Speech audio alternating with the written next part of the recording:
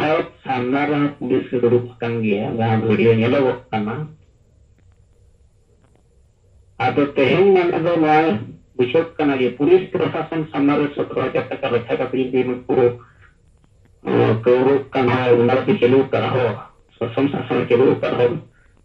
Police प्रशासन सामना रे पुलिस रक्षा करते कोई जिले आतना माने दो पुलिस प्रशासन के लेकर नॉन परमिशन है इनके लेकर ये लोगों करना मुझे करना यहाँ की भी पुलिस प्रशासन को बताया जीवन आदिवासी संताल सुलभता मोड़े को दो हत्या समाज में जुरी मना देना यहाँ के नली को जुरी मना दे पैसे को जुरी मना दे यहाँ पर पुलिस प्रशासन को भी तो बता किंतु गाड़ी को पल्ले किनारा मुड़ी nanti akan yang barangnya mungkin dari kita sekolah haji kita mikir tapi pulis प्रशासन उपस्थित रही विचार करते मasa terlalu taka mereka tapi kau yang mengatakan ada yang itu pulis प्रशासन sama dengan yuk kena jarak tengah ada hari bang bijiran tidak bang itu sih tanah ini ayah sih itu yang rojalin berhara mana ya यहाँ की अबोई नबरम और बन नमक खतीर यहाँ अबोई मलहमराम महिला मोर्चा single सभापति तीसरा प्रदोष यहाँ की दाल ले दिया उनकी तरह वो सिंगल सेट कौन साइड सेट कौन जहाँ पे ना एक्शन वो ये तनामी आई इसी मनाया इनका नहीं था अब समाज रे वहाँ को चला करना हमारी तो बराबर मुकम्मी करना एंड प्रशासन gitu apa menembakau karbai ya bukan pucuk keterjana itu jika memelarutkan ada mana gringo loismen kan talama dan kan ko pulis cekan terus sama kita rekam pulis bagi den ko koru hidar ko khan noa ketik bos bujir ko tanah makan pulis प्रशासन समावेश हैं तो M करा मने दो हम को अब तो चेक बनने माना के हुई पुलिस प्रशासन अब तो कुछ के होगा और पुलिस प्रशासन हम kan buka bandar leka makan aku को गुंडा राज गुंडा गद्दी चलो का आदिवासी समाज में किसी और नामों का चला करना ada ini gimana aku saat pikir kalau bukan ada yang letak ko hotel train itu kan masih tarik di luar sana bukan ada ya mentan ada orang itu yang kena aku perlu jalan bukan ini kena sambitan lagu kata jangan kontrol lagu kata nah jarur itu प्रशासन mempunyai wajib ya mukul police प्रशासन वाली अंदर को बुझे साथ की उदाहरण में मैंने पहन लेकर मुझको लेटर का मुझको हम को बोला जकरी क्या को कोई ऐसे कोई हमला कोई चिल्ली बार को मैं जान मुझको को पूछूंगा संविधान लोगों ने कथा इन तंत्र लोगों ने कथा अब माता बोली तो अब उनको kita lagi aku bakal merabu itu apa mau aku udah mulai dari bukan saat kali aku yang sapra celak kena mau aku ui mage aku mau aku bisa kami saat itu milu baris kan kini mau iya itu saat kali nak senam blok kon jatuh blok kon mana aku sanggup yang ada supaya mana kuah berjaga yang blok permit bar blok mana neta mana kota mana oleh pengawan Allah ini. Ada orang nak report, orang nak kata ko, orang nak ya to lapor sangko. Ada boleh mah. Ada indar metang kata no yang diterai tahu mah. Metang teheng. Arab dekat mahal, Arab dekat maju pergana mahal ini kalau metang pil pergana. Luku kahan itu to बुझे किया को यहाँ पश्चिम कथा को नलिंग पर मराविन बढ़ा दिया ada berpikir tanya tentang bang लेकर आया तो उन्नीस लगा पंद्रह तो आगे बढ़ाए ना ये सिंगल के कमी के नहीं चिली महान चिली आशिका चिली ऐसा मासा जहाँ के संगठन ना को चिली ही बाको कमी करना बाको कमी डालेगा और बाबन जुम्मे तो मन खान तहया तो कुछ तो युग लिया और मैंने अभी वाला सिंगल पर को मैंने आवाज सिंगल के दिखाते रहा यहाँ पर ये बड़ा वीडियो डाला था ना अब आर कटी बुक कमी खान आर कटी अब कमी yang lain खान नोटबन तो को थिरुआ वीडियो yang डाला था को समाज ये तो बोल से बेबे के तरह रहना बिचर को बुद्धि को मन को माने ये लोग कंटा को और तेहन kan yang datang merau ko dola सारा सुना ब्लॉक रहना kayak dia tuh dari nonton tahikan dia menkan orang informasi yang berkaitan cancel na ada orang yang kata tadi start berai kuan kita mau datang merata view tentang bisa adivasi diwas ya buat mau sama ada mana online di situ datang merata tahikan ada orang berat kata hamil yang kia ये विश्व आदिवासी दिवस संताल हुल माह पंडित रघुनाथ मुर्मू जन्म माह गुरु माह गुरु पूर्णमी यहाँ के मना चेत लाभ बाई jadi धर्म लगी जीवित कथा भगवान बिचरा जहाँ लेका गया मितु बन चेष्टा यहाँ लेका तभी के लिए बन पंजाब बन मितु बच्चे भगवान जीवित करे कि हमारे हीरो अब तो भगवान गानो किंतु कोड बन जान लेखन दो आज तक ते हुई नवा कथा में बुझे नियम करते हासिल कर गई है ada tahu mah ini kalau perlu kata ini aku leher kita na apa mah aku kebang kete apa nanti nama kana ini na kata ko abak tapi na sebab abu kata bodoh adalah ya aku anjir kata mana masalah ko jelas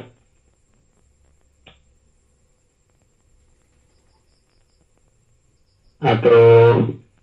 mungkin kata abu mah दिन के आरोपों report करना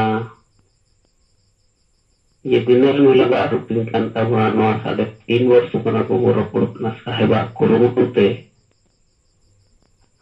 नवा युमरे single अकन खानगे अयुप अकन खानगे अब समाज ना वो चर्चा या समाज ना वो बिचेरी चिल्ली हमारा समाज ना बाको बिचेरी Abu kenal 3.5 वर्ष kon cetan huina ayupen kan yang utang परिवार rin hor leta sahib tikina परिवार rin hor leta sangkel samaj rin hor abu bo bicheri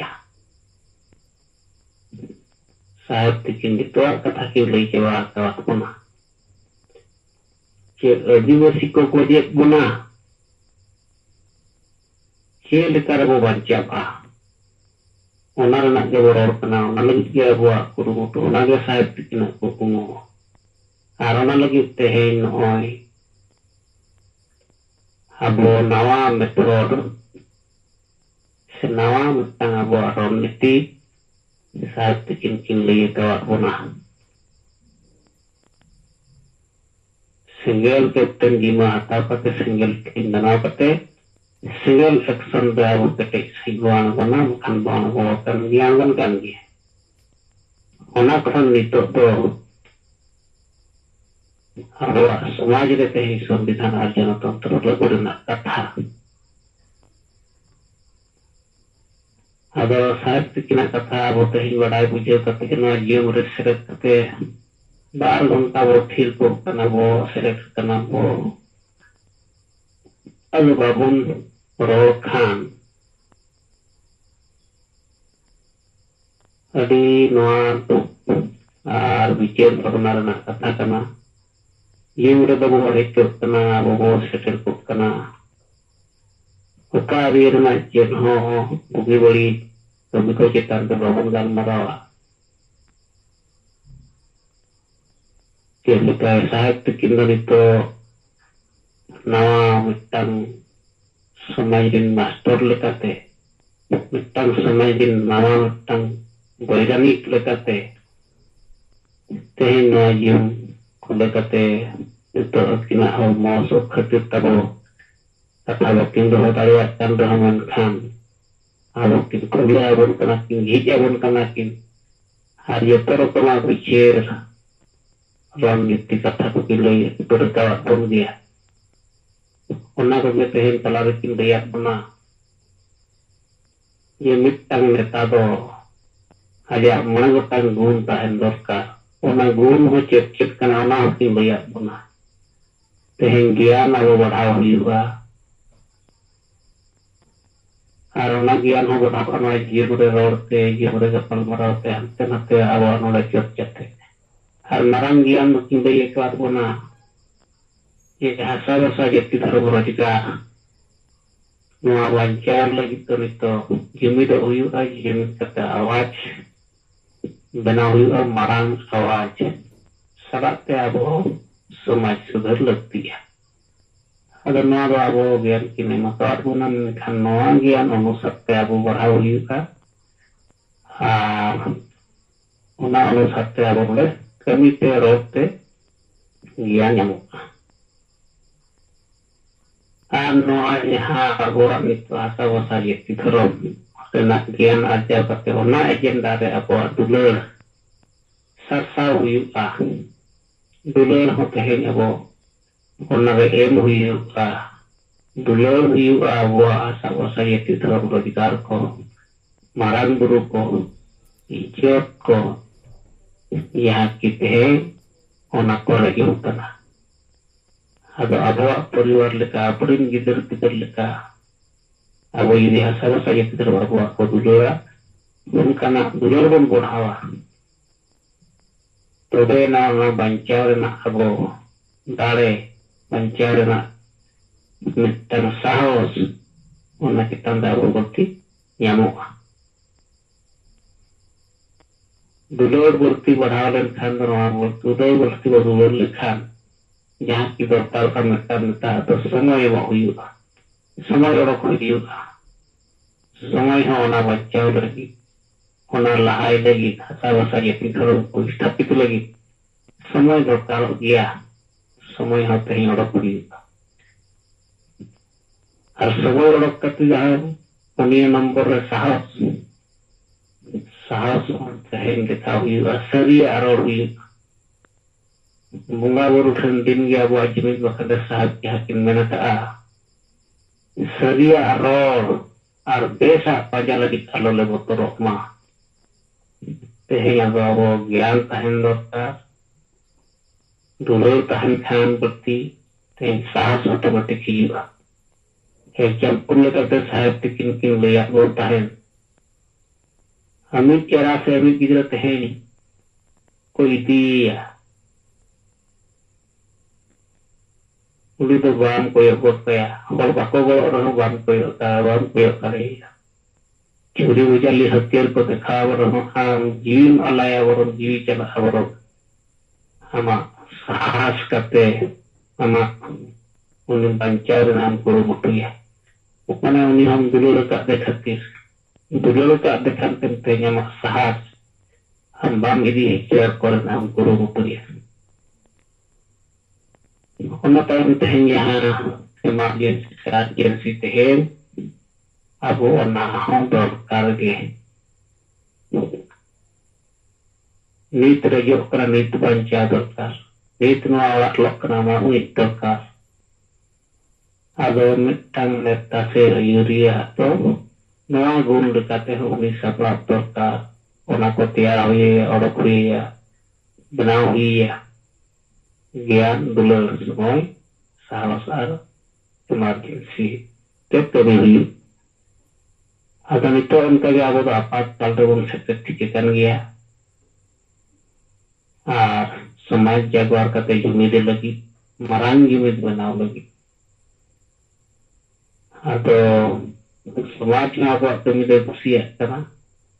आबो हम सहायता को से कमी को आबो कुसी को आते न ये बरे बसे के कना साहब सला 5 राज 7 राज को दड़ान कान गया धरती हड़ को जुमिद को लगी आदो आबो बड़ाई बुझे कते बावन रोड करना तेहन अब समाज तेहन अब गिदर पिदर तेहन अब सिंगल संगठन बबुकाय लेकिन कथा दिनम जिनिस करना जहाना गया वो पालमारा को रिपोर्ट को nyam agu kan node lo report दाड़ेया ado gomke ko tabo ma bang thir kate ape ko katha ko bo anjema ma dohe tabo pe ya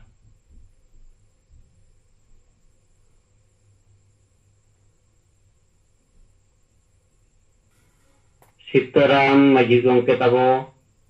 abin maik bin jiji kat tabo na adona abina katha bo anjema pada sanam sahib sampai tehnya singgah di mereka selesaikan sanam kasar mereka ko in pasar sekon almas sahau singgah johar link jalabon kena in Sitaram maji atas Sabapati Purbi Singhbhum जिले ado noi kichu gari mang naran gomke tikin bikin yakin lay आता है जे police प्रशासन मौजूदगी रे माने मिट्टम होर को डांडो में कना माने 17,000 टका अंडे पुलिस में ना खो गया और उनको कोई प्रतिक्रिया बाद अदो ना अड़ी दुर्भाग्य और अफसोस लिखना मतलब मिट्टम घटना अब पुलिस प्रशासन है पहले नोगे को बढ़ाए अगु का दिग्गज खुना आदिवासी संतार समाज रे दो नुकु अदो नवा को चला चलता आया है चलता रहता है और चलेगा उन्हीं तो बकाना मौजूदगी तो उन्हें रिएक्ट करना चाहिए भाई 17,000 टका डांडोम रे अधिकार से परमिशन दो उको एम करता नवा हुनंग उनको से खना प्रतिक्रिया हुई दरकार अब पाले खात उनको नवा को बढ़ाया कि आदिवासी संतार समाज में ऐसे ही चलता है लेकिन उन्हीं थे दो नवा फीलिंग कम से कम होना चाहिए कि नवा बिल्कुल संवैधानिक गया से गैर कानूनी है अब पुलिस वहां नोडे में आदि निष्क्रिय से एकदम कोई प्रतिक्रिया को बाको प्रतिक्रिया या अदो नवा ते हो माने बढ़ायो कना ये पुलिस प्रशासन हो नवा के को बढ़ाया गु का से को बढ़ाया पले खान ये आदिवासी संतान समाज में ऐसे चलता है इसको हम लोग रोक नहीं सकता है यही वो लोग का समाज या यही वो लोग का पहचान है लेकिन कथा अब नितो कर युग रे हो अने साहेब किन किन रोवकत से किन मेनका या तो दिसम रे हो नितो अभी न सला डेमोक्रेसी में ना चे संविधान में ना चे ह्यूमन राइट्स में ना चे होगे बनूंगा तू दिसम रे और नवा अतु दिसम रे बाय बहाल घोर अब आदिवासी समाज बाय लहा अब बहाली वाला को मानो को मुख दर्शक की तरह देखते रहता है और बोलता है आदिवासी समाज में ऐसे ही चलता है या ये लोग का अपना ऐसे ही होता है अपना समाज का बात है अदर अड़ी अफसोस और दुर्भाग्य और अड़ी दुख बुझे करना से बुझेगा कि नुकु हो मैंने नवारे जहां प्रतिक्रिया बांग एम माने दो मैंने उनको भी निषेध दो डांडोम को से जहां पनिशमेंट को एम करना नुकु हम निषेध दो परमिशन को एमा को करना परमिट को नामे अजे बिटो पुलिस सामने रे 9,000 टका डांडो में करना और पुलिस वाले फिर करना है इसका मतलब वो ना जाहिर करना जे माने पुलिस हो नडे दो चेक होबा चिका दाड़े आले दो अड़ी मरांग लो मेना आके अड़ी मरांग पावर तले में पुलिस होबा को माना दाड़े आले नवा को ᱧᱮᱧᱟᱢᱚᱜ कना अलिया बिचारते अदो अड़ी दुख बुझे कना नवा घटना को आंजम कते अदो नवा अब बो लगाव अकान गया और बो लगाव अकान बो तायना और तला तला रे नारायण गमके किन किन मेन गया ओला मंदर होली आंजम गया माने आंदो बो लगा मा नवा रे बो छुटो को मा बारे आदि इम्पोर्टेंट आदि पॉइंटेबल कथा को कना आलो बो लगा मा साहित्य के नवा किन मेना आलो पे लगा और एकदम छुटो को पे बड़े नोआरे मिद दिन हिलोग जरूर सफलता बन नाम गया कारण सारी जिनिस बन कमी कना सारी कमी रे मेना बना और उन्हें बाको में सच्चाई का हमेशा जीत होता है भले थोड़ा देर हो जाए लेकिन सच्चाई का जीत हमेशा होके आया है होके रहेगा। अब ना थोड़ा सा लिंगा ना प्रतिक्रिया अड़ी दुख लिंग बुझो किया घटना बारे अंजम करते थोड़ा सा अली प्रतिक्रिया किया व्यक्तिगत डिटेल जब नितो कर जुग रहे हो माने भारत दिसोम फुर्गल करते 77 साल हुई ना तो एनहो अब सानताल आदिवासी अतु रे नोका चलाव हिजुग कना नुकु चालाव कोला कहो उनकान टाइप कोगे आले दो आइन कानून संविधान खना हो मारांग तालेया कस्टमरी लॉ ताले मेना आइन कानून संविधान खना हो मारांगा नोए जे नोका रोड कते अब समाज को गोजेया और नोआ गोज रे नुकु पुलिस प्रशासन मेन गानो दो गोड़ो रेगे मेना को अब अड़ी दुख बुझे तना अड़ी अफसोस और दुर्भाग्य लेकान कथा ओकाल कना समाज अब अदो दिग्दिक खना चलाव हिजुग कना अब निये गिलिंग मेना अब साहेब तिकिन मिटंग हिम्मत का काम किया है कना मिटंग अड़ी मरांग में ये किन रोड रकाब कदा नोआ खिलाफ रे वका नोआ खिलाफ रे रोड रकाब दो अड़ी मुश्किल गया और रोड रकाब कते नोआ अब को गोड़ो एनते नोआ ने तो धरती रे से अड़ीगन जगह रे नोआ रे प्रतिक्रिया होतना अदो मा अलिया बिचेर सरहर और साथे साहित्य किन आयमा सरहाव और अबोरिन जहां गेबन कमी होरा रे बन लगाव कना जे मेना बना सेंगल काज करता को सेंगल नेता को उनको आयमाली सरहाव को ये नोआ बो बुझे कार मा बन कमी कना नोआ दो कम कमी तो बांग कना बेटा इतिहास ताहे उतरवा और उनका ना बन कमी कना जहां दो एटा हर कमी के बको दाड़े यार का उठे नोका ना बिचेर धारा के बनुआ आवो के बारे प्रथम मनवा से साहेब के प्रथम मनवा मा धरती रे दो जे नोआ खिलाफ पर के ऑर्डर करता अदमा निना के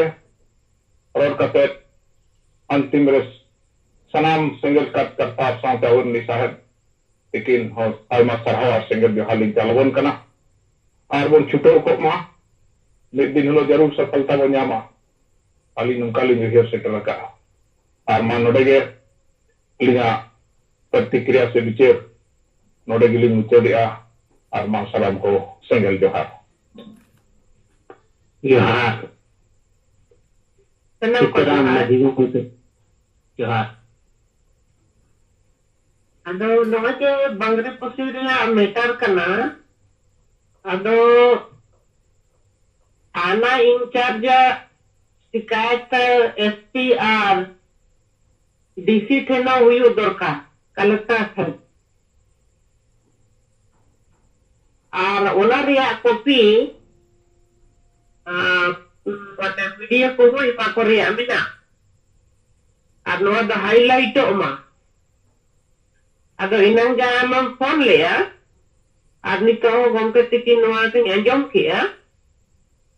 अदो ओना आधार रे नोका नोका कार्रवाई मनांग से तो हुई दरकार ओना किन सुझाव लेता तिकी नेमा का नारायण होय मैडम होय थाना इंचार्ज बंगरे पुसी थाना इंचार्ज विरुद्ध रे एसपी ठन शिकायत चलामा और कलेक्टर ठनो और ओना कॉपी मीडिया को हो टोटल मीडिया को एमा कोपे ठीक गया ठीक है मैडम हाँ ठीक जोहार जोहार मैडम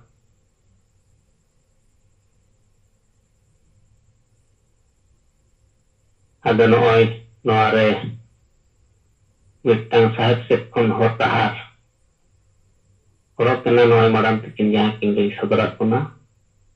नोआ ते अब नोआ विरोध दरकार गे नोआ हो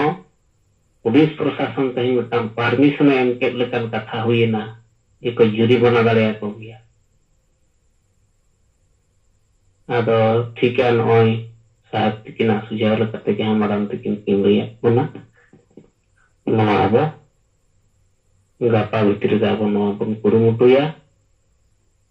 साहेब ᱛᱤᱠᱤᱱᱟᱜ ᱠᱟᱛᱷᱟ ᱞᱮᱠᱟᱛᱮ ᱫᱚ ᱱᱤᱛ ᱮᱴᱠᱮᱴᱚᱬᱮ ᱠᱚ ᱱᱤᱛ ᱥᱚᱢᱚᱥᱥᱟ ᱥᱚᱢᱟধান ᱞᱟᱹᱜᱤᱫ ᱟᱵᱚ ᱛᱤᱸᱜᱩᱱ ᱛᱮᱜᱮ ᱦᱩᱭᱩᱜᱼᱟ ᱟᱫᱚ ᱡᱟᱭᱦᱳᱠ ᱱᱚᱣᱟ ᱴᱷᱤᱠ ᱠᱟᱛᱷᱟ ᱠᱟᱱᱟ ᱟᱨ ᱫᱚᱥᱟᱨ ᱠᱟᱛᱷᱟ ᱫᱚ ᱱᱚᱣᱟ ᱫᱩᱥᱨᱟᱧ ᱢᱮᱱ ᱛᱟᱨᱟᱭᱮᱫᱼᱟ ᱡᱮ ᱱᱚᱣᱟ ᱵᱟᱨᱥᱤᱧ ᱯᱮ ᱢᱟᱦᱟ ᱠᱷᱚᱱ ᱡᱟᱦᱟᱸ ᱵᱚ ᱨᱤᱯᱳर्टᱮᱫ ᱛᱟᱦᱮᱱ ᱡᱮ ᱢᱤᱫᱴᱟᱝ ᱫᱚᱠᱟन ᱦᱟᱸᱜ ᱯᱚᱧᱪᱟᱭᱮᱛ ᱨᱮᱱᱟᱜ ᱡᱟᱦᱟᱸ ᱢᱟर्केट कॉम्प्लेक्स ᱚᱱᱟ ᱢᱤᱫᱴᱟᱝ ᱳয়ার্ড মেম্বার ᱞᱮᱠᱟᱱᱤᱡ ᱦᱚᱲ ᱥᱮᱸᱜᱮᱞ ᱵᱤᱨᱳধী ᱦᱚᱲ ᱚᱱᱟ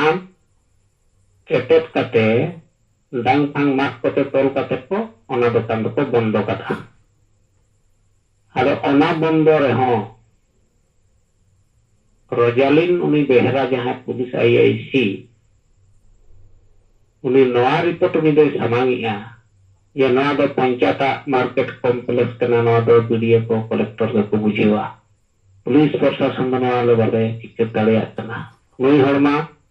नुई दुकान नि जहां दुकान का आनी मा बको माडा का दिया बको रोहित का दिया आ बको जुरी मना का दिया चेक बपिन लगावा चेक केसिंग देया माने हाना नवा लई काते नुई स्टेशन डायरी गे ने हलो एम काते जहाना ओने 12 तारीख हुएन ताबना ओडे धाना प्रदर्शन ने हलो जहां अबुआ संविधान ओना राष्ट्रपति प्रतिलिपि मेमोरेंडम ना प्रतिलिपि सलाते